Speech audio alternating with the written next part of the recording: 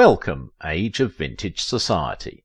Charming Dame Maggie Smith has continued to be a wonder to her generation. She is a distinguished English actress, and one lady that stands tall anywhere her name was mentioned. Like most visionaries, her passionate interest in the entertainment scene is creatively inspiring, not just to fans but the society at large. No wonder she rarely passes a season without a corresponding recognition. She kept excelling despite inherent career hazards, such as her experience with Sir Laurence Olivier some years back. Why Maggie Smith got a brutal slap from Laurence Olivier. I want you to know, my viewers, how much I appreciate you. Without your support, these videos wouldn't be possible. Thank you for those who hit the thanks button. Beauty, talent, brilliance, and feminine elegance is just ways to remember the immense contribution of one of the most captivating English actresses, the stylish Maggie Smith. A friend of mine once described Maggie as one woman that has attracted more fame and respect in her life than she ever needed, and without mincing words, he couldn't be less accurate with that assessment. With more than 60 movie appearances and about 70 plays, she has left a footprint in the sand of history. She might not be like some of your favourite Hollywood actresses, not because her name did not make headlines at each point in her life, but because she is one woman who made headlines only with her talent, as such hit the front pages at her description, unlike those who became media sensations owing to ugly off-screen stories. Maybe I should just say she kept a clean slate on her entertainment career, but for a few marital issues, which over time has ravaged the entertainment industry like a plague. Maggie would go down as one of the most decent ladies the entertainment arena has ever produced. I can't say why, but even when I didn't know much about her, I'm always glad to see her on screen. While she has so far extremely guarded her personal life, her performance in movies, both films and theatre, is an indication of a genius. Recall that she is also one of the few entertainers to achieve the Triple Crown of acting. Maggie began stage performance sometime in the middle of the 1950s and has since extensively metamorphosed into an international screen star and has been rewarded with the highest honours in film, television and stage shows. The many things that made her career so colourful are so many that it would be a long epistle talking about them, the reason she has been acknowledged as one of Britain's most noticeable, prolific performers. It's no surprise then that Her Majesty Queen Elizabeth II in 1990 found her worthy of excellence and subsequently bestowed on her a very remarkable British honour that made her a dame, owing to her contributions to the arts. Maggie is dynamic in the character role she played. Even the formidable roles appear very smoothly with her talent, as her success story seems endless, over enduring years of hard work and creativity. Precisely at the age of 17, teenage Maggie announced her creativity to the world with her stage performance, and fans and critics were quick to notice her prowess. Not too long, film and television roles followed, and in no time fame and a well-deserved career stardom became her anthem, and of course the sequence of awards would follow. Aged Maggie would have been resting her nerves at this time, but like they say, the spirit is willing but the flesh is weak. Dame Maggie Smith revealed how, as part of her career routine, she had received a painful slap that instantly bemused her senses. The smack came from Sir Laurence Olivier. There is also historic footage of Maggie reflecting on that incident on stage. It was expressed as part of The Marvellous Maggie Smith. The biopic, which landed on Channel 5 recently, reflected on the life and time of this great actress. In life, they say it takes two to tango, and Maggie Smith had no option but to tangle with those that she felt affectionate. Realistically, and very unfortunately, humans could not be trusted, the reason she had complicated marriages. But thankfully, it never stopped her from achieving her greatness. What we saw in her marital life is no different from the regular tales we hear in the film industry, which is infamously known to churn out some of the strangest stories of marriages and romantic life. I still remember the circumstance that followed Maggie Smith's marital life when she fell in love with famous playwright Beverly Cross after the two met and worked on the set of Cross's play Strip the Willow. Those who saw them agreed that their affection was mutual, but by the time their marriage progressed, it seems the desired bliss was nowhere to be found, and a happy consummation of the union became a Herculean task and eventually hindered the relationship. The coming together had an initial obstacle, which both parties must overcome if they must be together. There was still one woman who was enjoying handsome Cross from behind, instead of Maggie, because Cross was still in his marriage with another woman at the time. But it seemed Maggie was ready to wait for Cross, but the waiting becomes meaningless the moment she met a better suitor. It turned out that renowned actor Robert Stevens in 1967 became the lucky man, as the two did not just fall in love, but cemented their union that year in matrimony. Dame Margaret Natalie Smith was born in 1934, somewhere in Ilford, Essex, to Margaret Hutton and Nathaniel Smith. Her father, a Newcastle indigene who was trained as a public health pathologist and worked at the University of Oxford, where Maggie got her earliest inspiration. As a child, Maggie would remember the romantic story Papa and Mama told her about how they met on a train en route from Glasgow to London through Newcastle.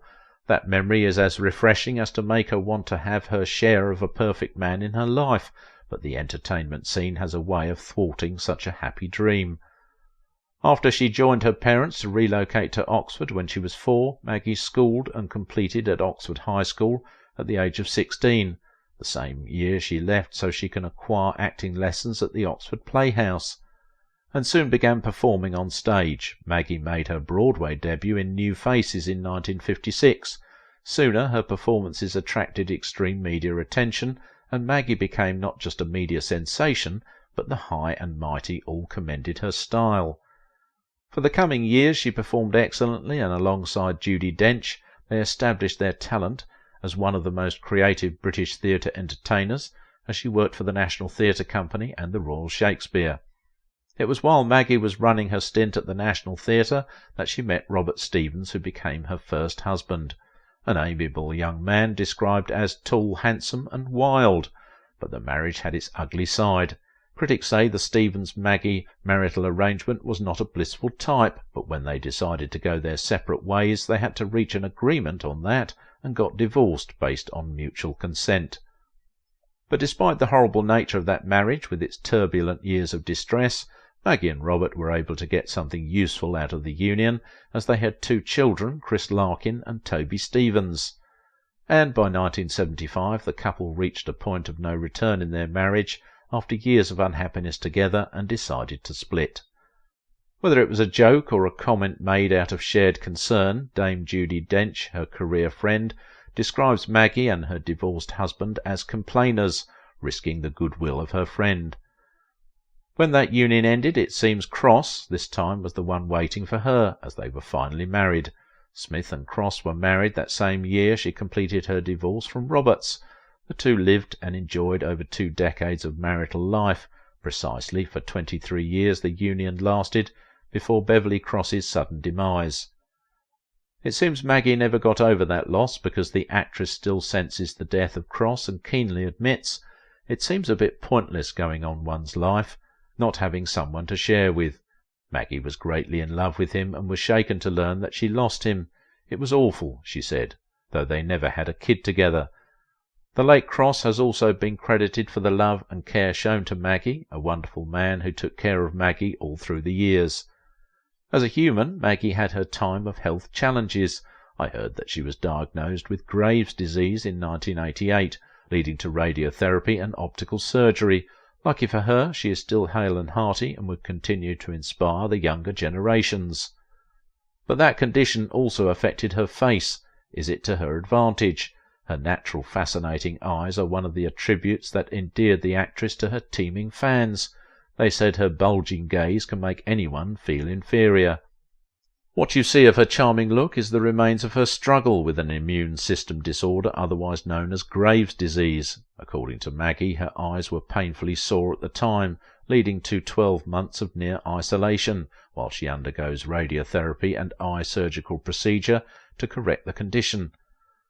A recent hint of Maggie being slapped by Laurence while they were working together made headlines, not because it is newsworthy, but the personality involved. Maggie Smith was first noticed by Laurence in the 1960s, and as one who is part of his National Theatre Company, he had to entice her back to the stage. It was a different ball game when both stars mounted the stage. Laurence found himself outshined by Maggie's improved creativity, which was produced as part of the Channel 5 documentary.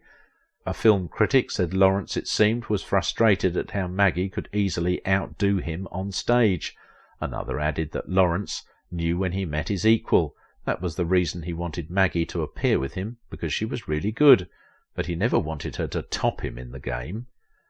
Is it true Laurence had to be the best out of all the cast?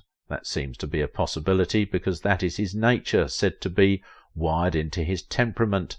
So the moment he encountered a genius as extraordinary as Maggie, he immediately recognized her greatness.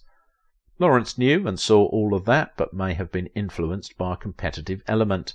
Their tense relationship got to a climax, according to Maggie.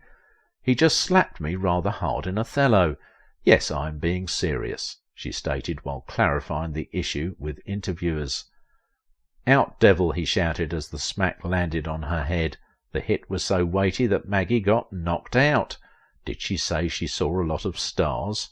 "I remember seeing more stars that night than I'd seen in a long time," she was quoted, and added that it was the only time I saw stars at the National Theatre, a hit that left her with black marks on her face.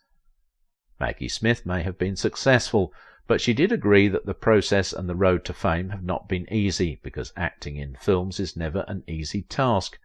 Your success would depend on your ability to work on your nerves. You have to learn to contend with it.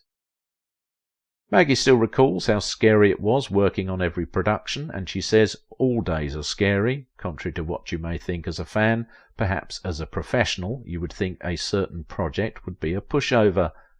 But you never know which would eventually constitute the best output, so you're forced to be your best in every production, if not for anything for your personality's image's sake, which you have to sustain. That being the case, it is just scary, and the feeling is the same all the time. One reason filming is very scary for everybody involved is that a lot of people are tangled, and each comes with a peculiar character, which must be harnessed effectively in order to achieve a specified goal if you are the producer. And if you are an actor, you are not free from the anxiety that usually ensued, as each of the performers is conscious of being their best and impressing whoever they want to impress, and if anyone gets it wrong, others theoretically make fun of you. If you get it wrong, a lot of eyes would be on you looking, hence the tension. And for awards and recognitions, it seems Maggie just has a way of getting a positive nod on each of the mediums that she has been working on, from stage performance to movies and now television. The stories are the same. As she rightly stated, Maggie is one of those who think less of their physical beauty. She is rather focused on what her talent can do, the reason she stands tall anywhere her talent is needed. From her beginning till this moment, Maggie Smith has remained consistent in her performance, and there is hardly any significant accolade in the entertainment scene that has not gotten her signature.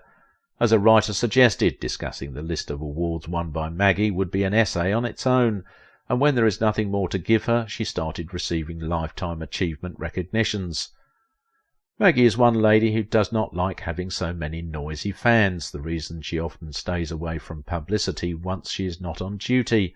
For the same reason the media thought of her as one who rarely grants interviews and would not talk about her private life. And a few times she told the world why she preferred her privacy.